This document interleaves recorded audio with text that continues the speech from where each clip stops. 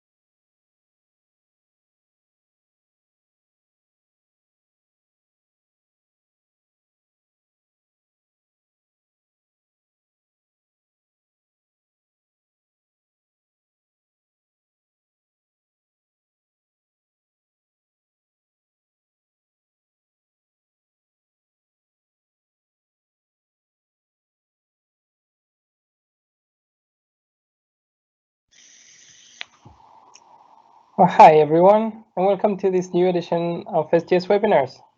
I'm Alex Minozzo, the president of STS. Before we start, let me thank Steffi Lin and Jenny Yang for helping us prepare today's webinar. As many of you know, we are organizing those sessions to share to a wider audience our learnings, insights, recommendations on key issues the solar and storage sectors are facing today. As usual, I'll be joined by Dr. Frederic Ross, Vice President of Strategic Development at STS. Frederic has received his PhD in semiconductor device physics and worked in many parts of the PV industry value chain, from sales and modules R&D at IMEC and Hanwha, to testing at PVEL and DNVGL, to materials technologies more recently at DSM. He is also the author of a white paper we have recently published addressing larger modules, trends and risks. Well, in fact, today we'll be discussing just that, navigating today's PV modules trends through upstream and downstream vetting. We will spend approximately an hour with you, and we will be speaking and presenting on different aspects that we want to bring to your attention. During that time, please share your questions on the chat icon that you should be able to find on the top right of your screen. That is important because during the session or towards the end, we'll be answering some of those questions you have posted. Well, as you know, STS is leading the PV module quality inspections, so we've got quite a lot to bring in. But this topic is rather complex and truly challenging everybody right now. So we've decided to bring in other experts who will give their perspectives on the subject. Well, I'm glad and honored to welcome with us Scott Stephens from Clearway and Daniel Chang and Cherif Kedir from Retc. Well, Scott studied thin film PV technology at the University of Delaware. He spent 6 years at the Department of Energy working on PV technology and issuing solar grants and loans. He's now at Clearway, where he's leading the strategic procurement and technology development for already more than 7 years. Well, he will especially bring us the perspective from module buyers. Daniel Chang is with us too. Daniel is the Vice President of Business Development at Retc. He has over 15 years technical and product management experience in the solar and semiconductor industries, holding positions at equipment maker Applied Materials, but also module producers for solar, Jinko, Trina, and SunPower. More recently, quite a good join at RETC. Welcome, Daniel. And we have with us Sherif Kadir, President and CEO of RETC. Well, Sherif is a semi and solar veteran as well. Throughout his career, he's been involved in R&D, manufacturing, testing on all kinds of PV equipment, certification and bankability as well. Welcome, Sherif, and thanks for joining us. I think it's great to have RETC here today. Having tested many large PV modules, I think you have a lot. You have tested a lot of products. You probably got to seen a lot of this new large PV modules, and well, you're definitely gonna have a lot to share, I'm sure. Well, Sherif, we've literally guessed from a lot of continents, in fact, today. Perhaps for the maybe one or two who might not be too familiar with RETC, that would be fantastic if you could make an introduction of RETC first. Thank you for the introduction, Alex, and thank you for having us be part of this webinar. I think it's a great initiative, and it's great to collaborate with STS Clearway and the various institutions out there. Just a quick introduction of RETC. We've been around since 2009. We initiated the first bankability, industry-wide bankability protocol, which we called at the time the threshold test. Since then, we've been innovating in the space with various programs, depending on the needs and the technology developments. We have here Daniel Chang as well, as you presented him, and he's an industry veteran with a great background, being in the industry, in the heart of the industry with large manufacturers, and with a sense of what's important and what's needed for the industry, not only to be a quality laboratory, but to help the industry move forward and provide them with what they need to develop and to introduce new products to the industry, to the market.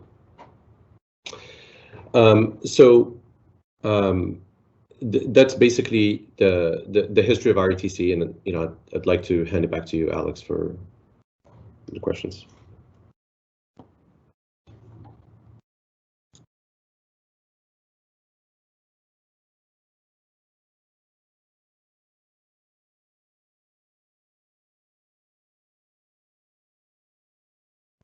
Alex, I think you might be on mute.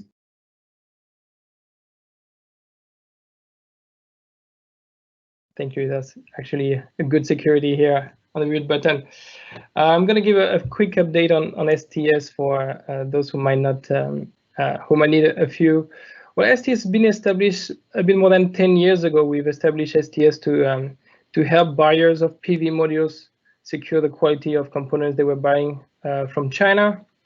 And we've managed to grow the company and become the lead in pre-dispatch inspection. As a matter of fact, we've got the largest crew of inspectors. We're also the first accredited company to conduct this job. With us, we have a great team. Frédéric is here today. Thibault Lemoine is also our head of operations. He's based in France.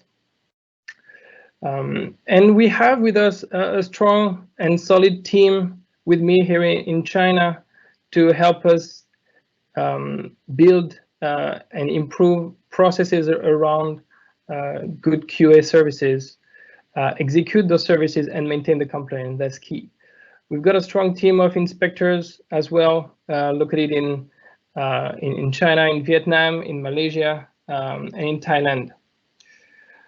Well, what we do, I think, is just the job of a TIC company, and we are very specialized in inspection in particular, supporting clients as well with procurement solutions to make sure that they are all set and ready when they want to place order or they are facing issues with their suppliers. And we are expanding our activity strongly this year, not just from modules, but also to other BOS components and energy storage. So with that, we'd like to start really getting into the details. That's what we want to all be talking about. Well, we'd like to start with talking with Scott. Really thank you, Scott, for joining us.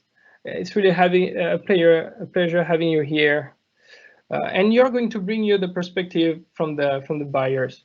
Well, you as a buyer, you're probably very exposed to those new products. You have a lot at stake when those products do not perform as they should. You have a lot of challenges because there's a lot of unknowns coming to you. So can you tell us what buyers really expect from the module manufacturers who are introducing those new products to you, and how do you manage to vet those new technologies? Thanks, Alex. Yeah, and I'm very happy to be here today. So, you know, photovoltaic value creation, cost reductions, it's a very big passion of mine. And you're right, as the participant in the development and the ownership and operation side of the project, we do sort of wear all the risk. You know, it's our responsibility to pull together with counterparties, financing and construction, a system that produces the energy that it's promised to produce to our downstream customers to who we sell the electricity. So when new technologies come to market, you know, we are eager to embrace them because we want to have a competitive advantage in the electricity pricing we can offer. But we're also cautious because, you know, both the responsibility, the obligation that we have to produce that energy, and also the sort of structuring of our projects. You know, a small reduction in the energy output has a very, very large swing in our financial returns. So I would say the first and most important thing we consider with new technologies is reliability. Another piece, you know, in the case of something like a large format panel, is we have to be very proactive, ensuring compatibility with the rack, you know, with our EPC's design. And then also we have to consider performance. So it's not just obviously the pricing. We have to figure out whether this new product or technology will you know, yield a different amount of energy or longer lifetime, that kind of thing. And so once we've considered all those pieces, then that sort of provides us with an indication of what the pricing should be for that product, whether we're able to pay any amount of premium for it or not. And so, you know, it's fundamentally a sort of a value analysis. And we believe that the value when it comes to large format panels is real. We think there's, basically the way I think about it is there's 4 buckets of value. The first is potentially a reduction in the cost of a manufacturer to make that module. But then there's also a reduction, we're hearing, a slight reduction in the cost per watt of the tracker. And then there's value savings both in the per watt labor efficiency for installation of that module, and then the per string efficiency per watt. I mean the per watt cost or value for module string, since you're putting more watts on a module string. So I guess I would just say one last thing in that, you know, we're kind of, I worked in the industry for quite a long time, and for a long time we had the same size wafers and the same size cells and the same size modules. But really it was, I think, in my opinion, the emergence of PERC, which was partly, you know, driven by the emergence of low cost mono wafering, that ushered us into this period of cell cutting and multi-wire that really enabled now the wafers to grow in size to the point where we're seeing this really rapid transition and diversity now of module size options. And so it's really the technology changes that have driven all of those things, which is what we have to look at, not just the fact that the module's larger. And so in that sense, Sharif, I was wondering, you know, as you look at not just the larger modules, but the full suite of technology changes happened behind those, how has that, you know, changed the types of services or the way that Retc approaches, you know, ensuring durability and long-term reliability, you know, of products in your testing? That's a great question, Scott. And this is really similar to what we did back in 2009. And this is something I've mentioned previously in various discussions and talks. back in 2009, most manufacturers, when we started the lab, the #1 request for certification was to UL 1703. That was 2009, 4 years after the IEC standard 61215 was released to the rest of the world. And so with UL 1703, a module could literally stop producing power in the middle of the certification, and it would still be certified. Even if the net output power of the modules tested was 0 at the end. And that just shows the lag, the certification, area, historically has been, with regards to quality and product development. It's similar here. We're not trying to really create a completely new standard, a new way of looking at things. We're trying to assess whether standards that are applicable for products that historically have been shipping for the past maybe 10 years are still applicable in today's products. And that presents a challenge. So for instance, in many cases, tests are present in the IEC standard. If you talk about hail, for instance, there are applications and there are requirements within the IEC standard to subject modules to large test kinetic energies. Yet there is no requirement to pass any of them except for the smallest amount. And so, in that respect, we go beyond, and that's what we've been doing for the past 10 years. We've been going beyond what the certification standards require, whether that's with regards to damp heat, thermal cycling, or mechanical stresses or anything like that.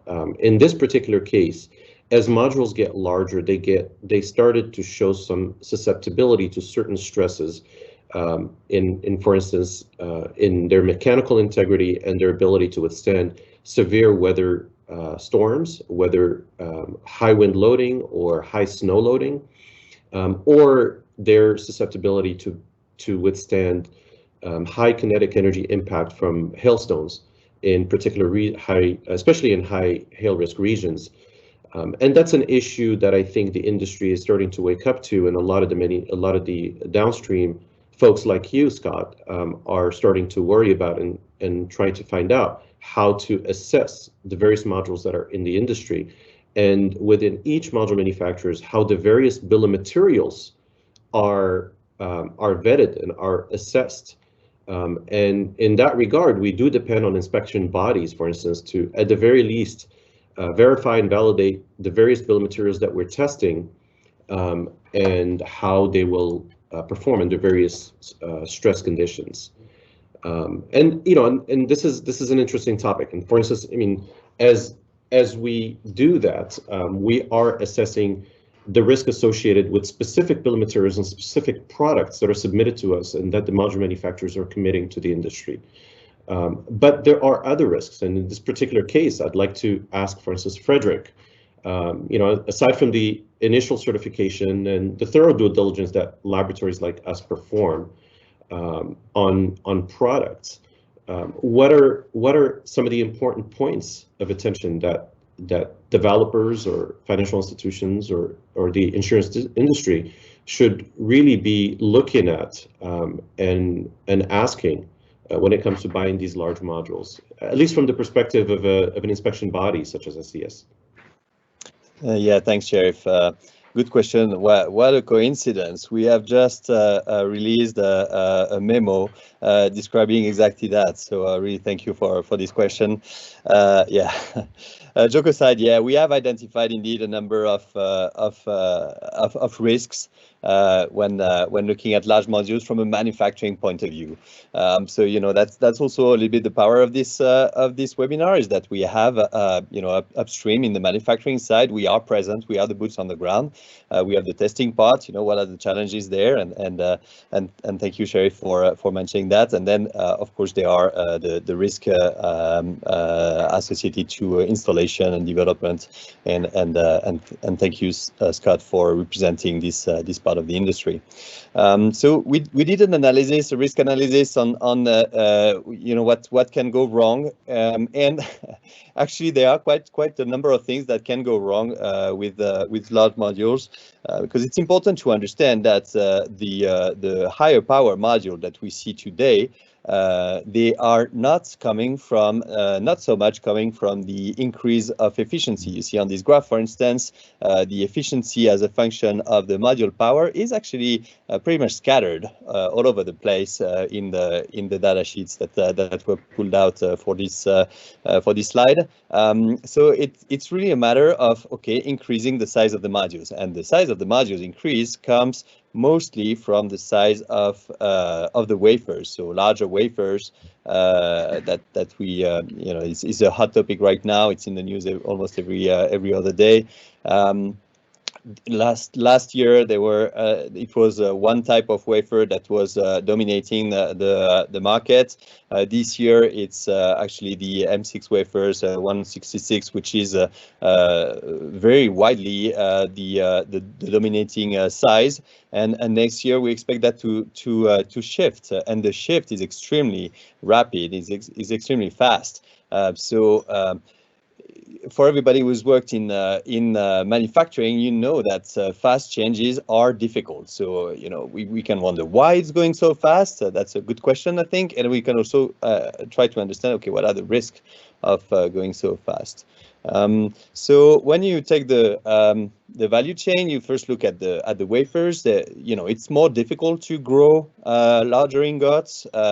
It's more difficult also to cut them without breaking them. Actually, we've seen the thickness of the wafer going further down in thickness, and that is a challenge for handling. You don't want to have breakage. You don't want to have micro cracks also appearing, because that will that will show up afterwards in the modules, obviously. So that is obvious. It's obvious when you change the form factor, go thinner, go larger. Mechanically, you have some higher risk of breakage. But there are other things, like for instance, for when you're processing cells. Cells are more and more relying on thin film processes, and by thin film I mean nanometer thin processes, and that is a challenge to keep homogeneous. A change of 1 nanometer in cell processing can have a huge impact on the efficiency. So when you're doing aluminum BSF, well, the thickness of the BSF was several microns, but when you're going for thin film, like a TOPCon type of passivation, well, every nanometer counts. So that is a challenge that we see coming. Then when you have the cells, you need to bring them into modules, and then same thing. Mechanically, it is a challenge, of course, but I'm not insisting on that.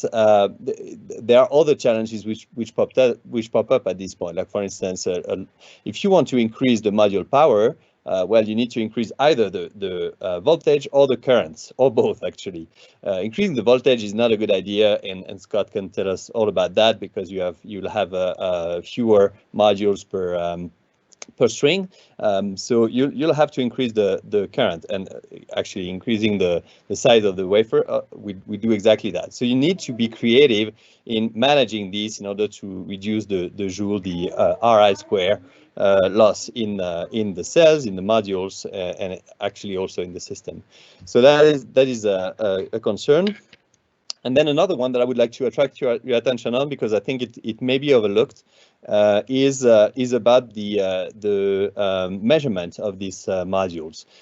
So it is a complex story too, and Sheriff can talk about that. Feel free to intervene, Sheriff. But it is complex to build a solar simulator that will be homogeneous to the level that is required, and one type of solar simulator are called tunnel simulator, and they are typically very long. And the reason they are very long is because you want the light to be as collimated as possible. So increasing the size of the module, you run into a problem. Are you going to build this tunnel longer? Are you going to not replace it and tweak it so that you can pass the minimum requirements? And it is not so easy to have this dialed in. So I think this is a point point of attention. And actually, yeah, Sheriff, tell me if you want to talk about that a little bit. Yeah, absolutely. I think, you know, one of the this could be a topic in and of itself, to be honest with you. Just for reference, the national calibration institutes, we're talking Fraunhofer, ESA, and NREL, and JET, and you know, basically the gold standards in the world that everybody uses for calibrating their modules. They tend to have an uncertainty of around 1.5%. That's the best they can get. With everything, you know, being perfect, taking hours to test a particular module.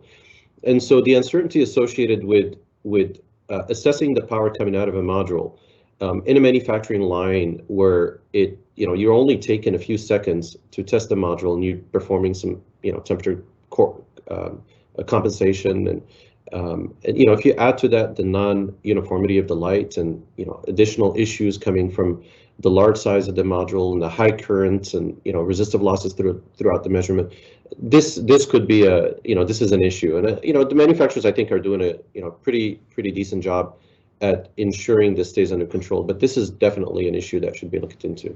Yeah. And Scott, I would also like to have your opinion on larger modules. I think a lot of risks are actually pushed. You talked about values, but there are some risks which are pushed to your side, to the EPC side. So what's your point of view on that? Yeah, I mean, you guys don't, you know, all this talk of risk doesn't always make me feel good when I go to sleep at night. So I'm glad to hear that, Sharif, you know, that there's as many sort of strengths, there are reasons for optimism around modules manufacturers flash testing as there are causes for concern. We saw this risk with a large module manufacturer before they started a production run for us. There was when you test a bifacial module, flash test it, you still are mostly just flash testing the front side, but the back side is open. You know, light can get into the back of those cells if you don't have the flash tester properly covered, and you don't have the outline of the module properly shrouded. The light can flash from the tester, hit the ceiling, and bounce down back to the back. So yeah, this is something that's like, we shouldn't. It's a risk that we need to pay attention to, but I think it's one that's retirable if you are diligent. You know, if you really do your job as a buyer. But there's a whole host of other risks that we sort of worry a little bit about too on large modules and the technologies that are behind that transition to larger modules. You know, physically, it's very obvious they're just bigger and heavier. With the glass frame design, there was a time where people were trying to go thinner and thinner. I saw some modules as thin as 25 millimeter frames. And then I think they sort of crept back up a little bit. And as we've gone to, you know, even the larger size, the 182 and the 210s, you know, you were talking about modules with power ratings of like 530 or 600 watts. I've seen the frames now start to go back up to like 35 millimeters, 40 millimeters. So I think that there's been some, you know, some aggressiveness by manufacturers, and now they're, you know, sort of walking back a little bit. So, but you know, with the large size, there's also just. Do you see that in the glass as well? No, you know, glass consistently marched down. There was obviously, we went from like a 3.2 millimeter front glass for monofacial, and then there was a jump to 2.5 millimeter. It's always been symmetric with module manufacturers. So there was 2.5 and 2.5 initially. I think that was from like a lot of the glass frameless designs, and then we saw a push to 2.2, and now it seems like everyone's settled on 2.0 millimeters. Which is good in the sense that it allows the additional weight for bifacial to be, you know, minimized, but it's putting a lot of stock in, you know, the mechanical superiority of that symmetric, encapsulated and framed packaging design. So I think, I think those types of things are going to be stuff that we are concerned about, but frankly, you know, we're not full experts. You know, like we like to see the extended reliability testing, and we believe that the things like Thresher and other tests that RETC has put in place stress the module more than it's going to see in, you know, its 30-year warranted lifetime. but we still see failures. And so I guess I'd like to put this sort of controversial topic back, to RETC. Daniel, like, where do you see modules that are passing these extended testings, but still, still showing up with failures in the field, potentially systemic failures or, whatever else? I'm curious, as you guys look at product that's come back from the field, or you do the postmortem on something, where do you see that risk coming in, given the robustness of the testing that we have today? Yeah, thanks, Scott. I mean, I think this was a very interesting topic, actually, because the failures and the deficiencies that we see today, they're really the result of a lot of modules that were installed in circa 2016, 2017, and so forth, right? A lot of the modules that are being installed today with the reduced thickness in frames and glass, we're not going to probably see the effects of that until they're fully installed and there's a saturation of those modules out there, right? And we're probably going to see a little bit of in the beginning, because again, this transition's really started in the last couple of years. So when we talk about field failures and deficiencies today, we're really talking about the modules that were made in 2016, maybe to 2018, possibly. But again, I think you can categorize those in multiple ways. We have the failures, of course, due to materials that were not completely qualified. We oftentimes have backsheet. We test backsheets that are, considered to be top of the line. Again, top of the line is relative, but that show premature failing, and it's actually shaken the industry so that we adopt and adapt different ways of testing the backsheet itself now. Today we talk about hail, and why? Because the thin glass, is causing some issues when they're being installed in West Texas, for example, where it is a hail belt. It's a perfect storm because there's a lot more installations in that region now. So maybe a couple of years from now, when we're doing this same webinar, or maybe something similar to this, we'll be talking about the deficiencies of 2020, the modules that were made then. Honestly, it really comes down. Let's hope not, but I think you're right. We probably won't be patting ourselves in the back. Right. Everyone exactly. Everyone got it totally right. We're trying our best here to at least get the information out so we can act upon it and really start identifying how we can make it better. And I think the module manufacturers, and I give them the respect for that, because they are trying. They are trying, but you have to remember, and we had this discussion before, America is not the only market for them. They have the globe. They have a huge domestic market in China. They have a huge market in the Middle East. And oftentimes the voice of America's needs to be louder. And this is one of the steps that we take to do so, right? And yeah, other than the obvious material problems that we can see in the module that we actually test to verify and quantify and qualify, you have to think about one part, and I guess this can be saved for another discussion, but there is a huge issue that people are not paying attention to, which is the connectors. Oftentimes, it was dominated by two major companies that manufactured these connectors, and there were a lot of similar, very copies that were made overseas, and so that gigawatts and gigawatts of those have been installed out in the field, often blindly by installers that don't really care about. The only thing they really care about is getting them installed quickly as possible, because that's their metric of success.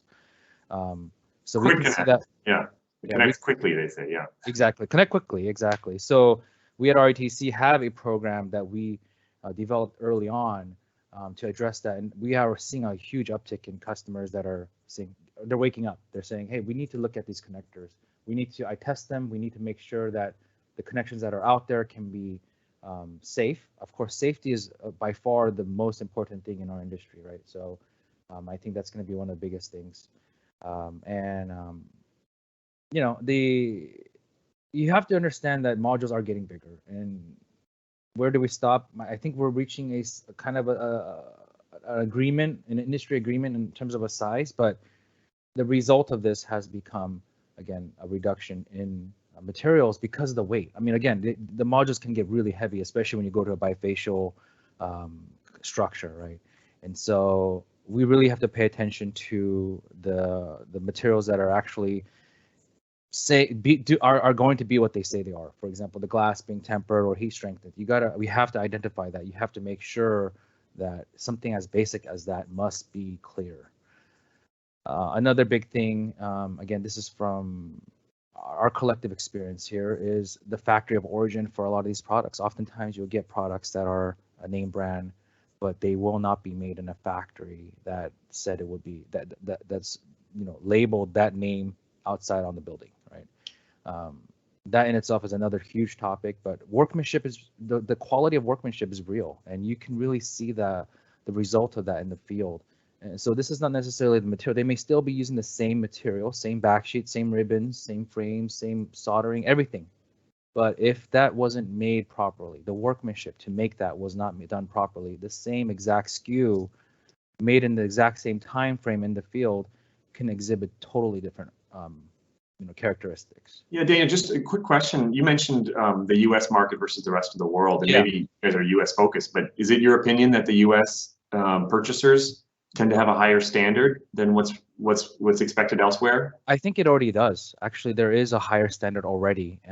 There is, because they know that to sell in the U.S., there's certain checks and balances that must be done, whether it be for the majority being tax equity projects, right? So obviously they have to go through a bill of materials qualification, thresher testing like this. So they pay special attention for sure to the U.S. market. But when you're, I would like to challenge that after that. Go ahead, Daniel. But I would like to challenge it. I'm just saying when you get to we're here for that, right? When you get to the capacity levels that we're talking today, the 15, 18, 25 gigawatt capacities, I mean, every little penny counts, right? You save a quarter of a penny here, that's millions of dollars, right? So it really has an effect on the bottom line. And so cost reduction is real, and it is for the survival of these companies. So any industry, including solar, including computers or cars, cost reduction is normal. It's what we all learn in business school, for example, right? So I think it's just an idea that they need to take with consideration with what is important in our market for sustainability. So I'll let you. Yeah, thank you. So on the qualification part, I think what you're saying is correct. You guys together with other labs like PVEL, you have developed some very, very thorough qualification processes, and these are definitely picked up in the US market. And I think I would like to think that the qualification part of the procurement or the quality is probably better done in the US than in the rest of the world. Yes, absolutely. However, we are global market leaders, but we are just starting in the US market. So we see a big difference. And honestly, as we discover how the business work in the US, we realize that for instance, more than 80% of what we're doing, of the inspection that we're doing, are 24/7. People in Europe, people in India, they understand that if you don't keep the suppliers on their toes, well, you increase your risk significantly. Yep. And I don't know if it's the US market has been maybe a little bit. I don't know, ill-advised, maybe I would like to say, on accepting some very low levels of inspection. Yeah. But we see that as a really huge risk, and we have plenty of examples of what's happening. I don't know if Alex, you want to talk about that, but we really have plenty of examples like that. Absolutely, so, sure. Yeah, I mean, there's a clear bifurcation between types of customers as well, right? Yeah. So we have one thing I've noticed really quickly. One thing I've noticed is what we've done in the past is we've vetted certain bill of materials, but despite everything right that the manufacturers tried to do, their suppliers couldn't come up with the right, with the right quantities for some of the bill of materials that they needed to make their shipments and their commitments. And so they've had to make changes on the fly right before they had to ship. And so I do wonder how, inspection body like STS deals with stuff like that. Maybe this is a question for Alex. Yeah, well, that's a good question. I think in terms of risk, Daniel has already listed quite some before. Why the module manufacturers are changing components at the last minute? Sometimes it's a problem of raw materials availability. Sometimes it's just a matter of cost. There's another material that's available out there, and that's cheaper, and it's an opportunity for manufacturers to increase the margin. That's what we see in many cases. It's not necessarily a problem of shortage. It's a problem of cost. So we are seeing really a number of issues related to those materials being changed, and sometimes customers are put in a tough position to make a choice, either get a delayed delivery or accept a component that is not certified, and that we see is a big issue. And we can control that when we are all the time at the factory, as Frédéric said. But when we are not constantly at the factory, and which is the practice right now in most of the orders we see in the United States, we cannot control that entirely. Right? When you are not here at the factory at night, when an EVA is replaced, don't think you can find that out on the production records, whether there is a manufacturing execution system in place. It can be modified, and the changes cannot be tracked. So there's really a lot of risks related to material changes. And well, I fully agree with what you said. The qualification part is really nicely done, and you want to replicate this at the mass production as consistently as possible. You validated that this product can deliver the performance you want. Now let's do that at mass production again. And that's what we are trying to address. But yeah, there's quite a lot of challenges, ahead. And what about the impact of COVID, for instance, on supply chain? It's been a very important impact. Manufacturers had to stop production at the time of the Chinese New Year, where all their workers were back home, and when they restarted production, then the operators were unable to come back, so they had to hire as many local workforce as they could.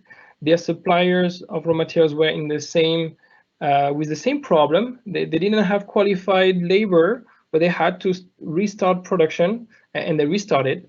And a lot of those raw materials came to the market with very unstable quality. To give a quick example, that's the first time this year that we have seen on a continuous production run, a 3 times failure in PID testing. For mass production, sometimes, okay, maybe you've got a poor batch of solar cells, and all right, this one's going to fail, but maybe the next batch is going to be okay.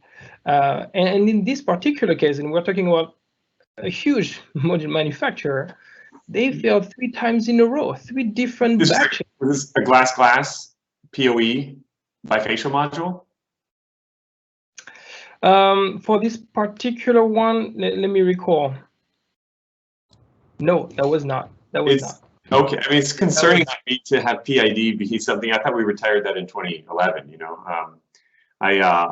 I'll say in our experience, having inspection has been valuable at times, and other times I feel like maybe it didn't give us the leverage that we hoped it would. One case, there was the issue with cracks forming in the back sheet, and our specification, specified no cracks or none above a certain amount. So the manufacturer just had to quarantine those products and sell them to somebody else. But in another case, the specification was a PoE encapsulation on both sides of the cells, and the manufacturer said, it's got to be EVA on one of the sides for this particular cell metallization solution because of movement or something, you know. And in that case, we were in the middle of a run, or we were very close to it, and there wasn't really the opportunity for a dialogue on that. So I would say that in our experience, definitely having boots on the ground in the factory when it's being made is very valuable for large production runs, especially as technology's changed. But it isn't always, you know, the way that we felt like we had infinite leverage. You know, we still had to make concessions in those cases. Right, and I think when we talk about those concessions, some of them they might not be so obvious. We're talking about glass thickness reduction. Obviously, there's an important glass shortage at the moment. Prices of glass is going up, and reduction of glass thickness is a way to reduce the cost of glasses. Well, we've talked about that a little bit earlier. But we should be very clear that the reduction in the glass thickness preceded this spike in pricing. You know, I think this. I don't think anyone's looking at further thinning of glass as a means of easing some glass supply chain bottleneck. Is that too strong to say that? Well, we've seen some customers' orders, for example, who were set at 3.2 millimeter glasses, and on one side of the bifacial module glass, and the manufacturers had to convince the customer to accept a thinner glass, otherwise there would be just no order. So this is not the product that the customer was buying, but this is what the manufacturer made available to him. And while I personally have concerns, I really would like to hear Sheriff's words on that, on thinner glasses. I really think there is a risk there.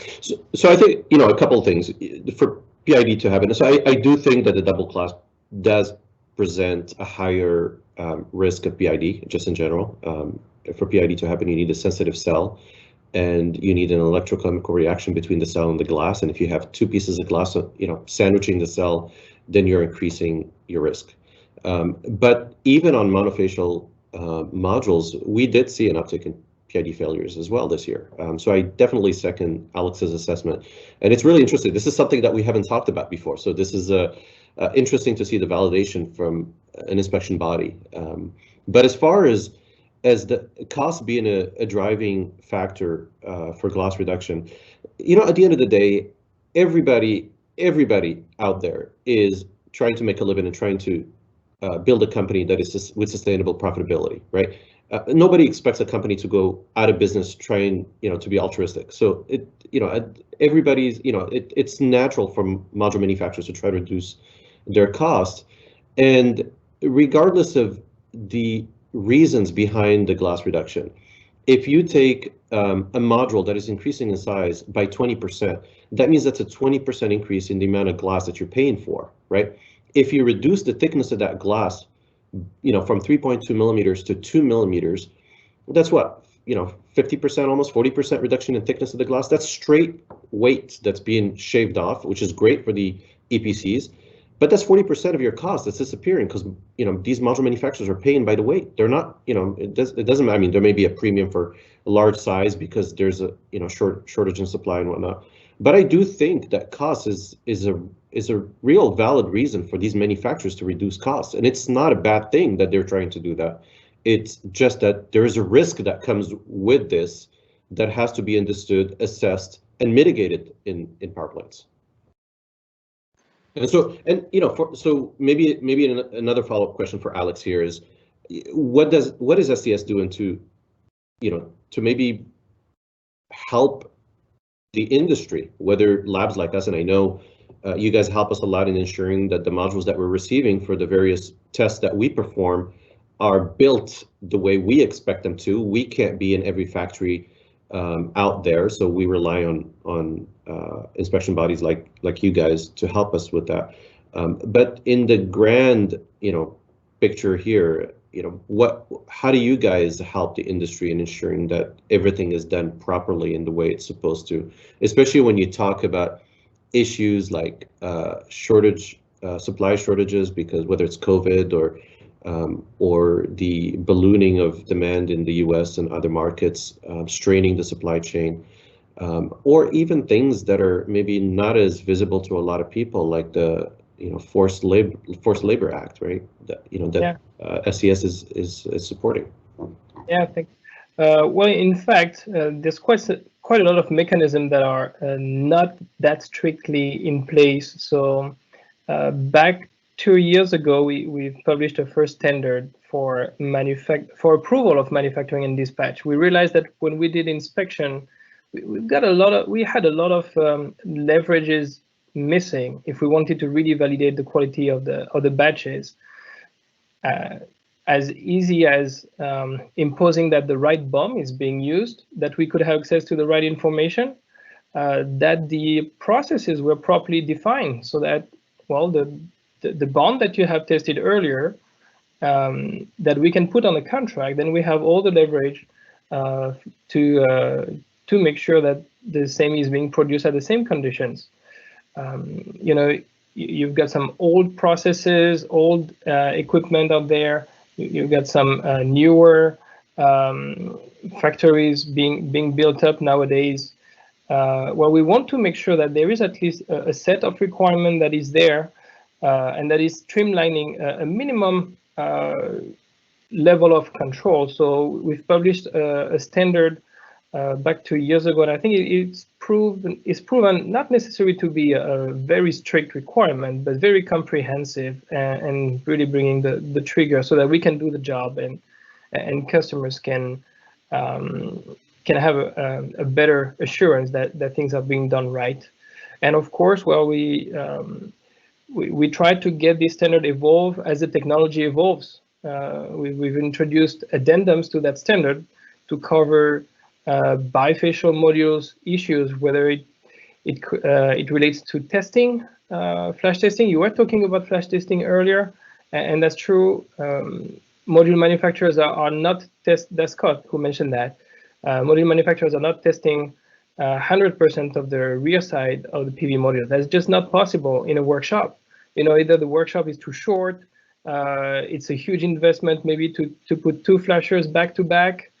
It will reduce the production throughput if you have to bring back the module to retest it on the same equipment. So we've put at least some language that allows us to have at least a control that is regular on each production line, to at least monitor every single process. Yeah. I think you're right that there are things that are a little bit different for them to produce these newer modules. Flash is one of them, but that's certainly not something I think that really adds. That's like a temporary learning thing that doesn't add a whole lot of extra cost. Maybe lamination takes a little bit longer, but these are things I think that the industry can adapt pretty well to. And some of those things were sort of cited initially when bifacial modules were coming to market, and maybe they're re-highlighted as modules got bigger as justification for price increases on the product. The other thing that we see from module manufacturers are like, they want perhaps a little bit extra dollar per watt value on a module that they believe provides downstream value, even if it might be slightly cheaper for them to manufacture. So, we've sort of been pretty adamant we're not going to pay more for a large module. We'll pay more for a more efficient module, but only a slight amount. But at the same time, we've struggled, and part of the reason why we won't pay more is because we've struggled. If we talk about those 4 value buckets, and maybe them are providing as much as like 2 or 3 pennies of value to the system, we haven't gotten EPCs to really want to be enthusiastic about immediately passing on those savings to us when it might be the first project that they're building with large panels. So I kind of think. Where do you think the value? So there's clearly some cost saving overall with going larger modules. So where do you see? Where do you see the distribution of the value? Where do you see the distribution of the risk? And are you ready to pay a little bit more to balance these risks? I mean, we'll pay more to a supplier who we think is using that money to ensure that they have high quality. But in general, that's a very small fraction of a penny in this market, where the market, we continue to evolve to a more balanced market in the United States. But I would say that the way that we use money or resources to ensure quality is we work with suppliers that have a good track record of engaging with third-party suppliers, on extended testing. suppliers that sign up for BOM visibility, and then we pay money out of our own pocket to companies like STS to have inline inspection and pre-shipment inspection, pre-run audits of the factory, that kind of thing, to really make sure that we're going to get what we promised.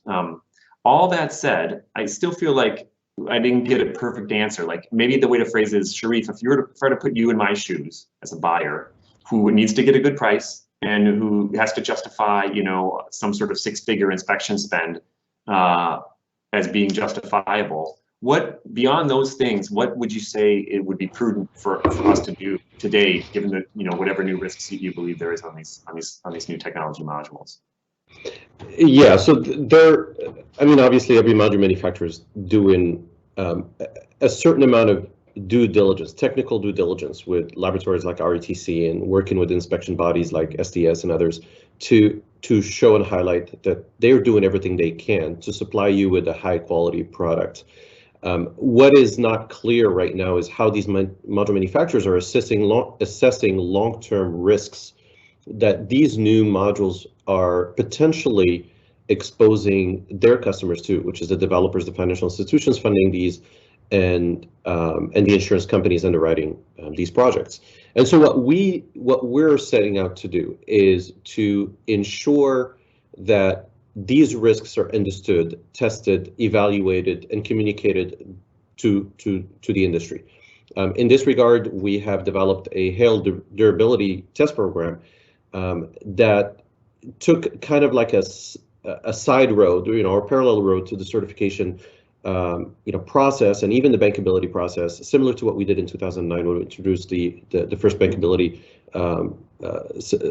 process, or due diligence process. What we're looking at is we're testing these modules. Any module that the module manufacturer produces, we will vet them and under different severities that will allow us to understand how they will perform and what risk they present under different conditions. Those conditions can be wide-ranging conditions that are preset based on available weather data out there, in which tends to cover the variety of different hail risks in the industry, or it could be specific to a project. I mean, we've had developers specifically ask us to assess the risk of particular modules for specific type of hail events, with the specific expected impact energy or kinetic energy from hailstones. But there are other risks that we're not talking about here today, which is something Daniel mentioned earlier with connectors, and other issues, diodes. I mean, when you think about it, like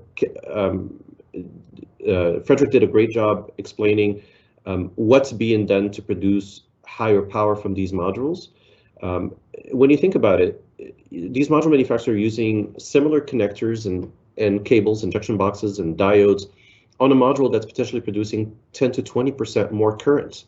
Now, imagine having to use the same connector and subjecting it to 20% more current, and a lot of the connectors are going to be doing fine, but what we're finding is a lot of connectors are not. A lot of the diodes are not able to withstand these hotspot events under really high current conditions, dissipating 20, 30% more power from a string. So there are some issues happening, some risks, there with these technologies that I think you should take into consideration. And what we're here to do is really to help these module manufacturers assess their products and provide them with the technical due diligence reports that are going to end up on your desk to be able to make good solid decisions based on actual data. So we're talking about hail and all these risks happening. Obviously, we're not testing every product that's being produced in the industry. So a lot of them, and in fact, even now as we're introducing these programs, modules are being installed in hundreds of megawatts every single year in various regions of various risk profiles. So what next, right? So what are we doing? What's STS doing about this? When issues do happen in the field.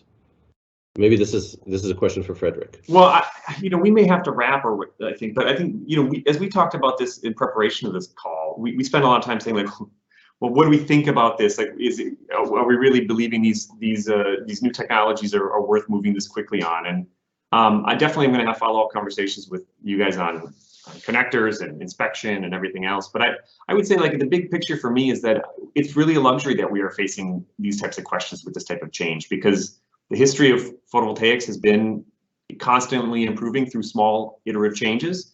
And I think this is really well in line with that. And, you know, maybe just to close on like an inspirational point, I spent a lot of time thinking about what is the solution in 2040 or 2050.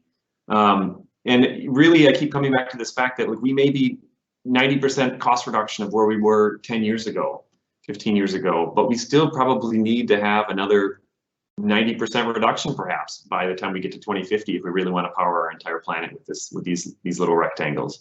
So I would just say thank you guys for having me on this webinar, and I really look forward to you know, to realizing that next 90% solution for our industry. Thank you, Scott. Yeah, let's make that the plan. Thank you, guys. Thank you. So if you're interested in STS answering Sheriff's question, please contact me. I'm happy to explain what we're doing in the field. Thank you to all the panelists. It was really great discussion. It's great to have such a knowledgeable panel to discuss these kind of things. And yeah, let's talk. Let's contact us, and we can talk more about that. And goodbye to everybody. Thank you. Goodbye. Goodbye. Bye-bye.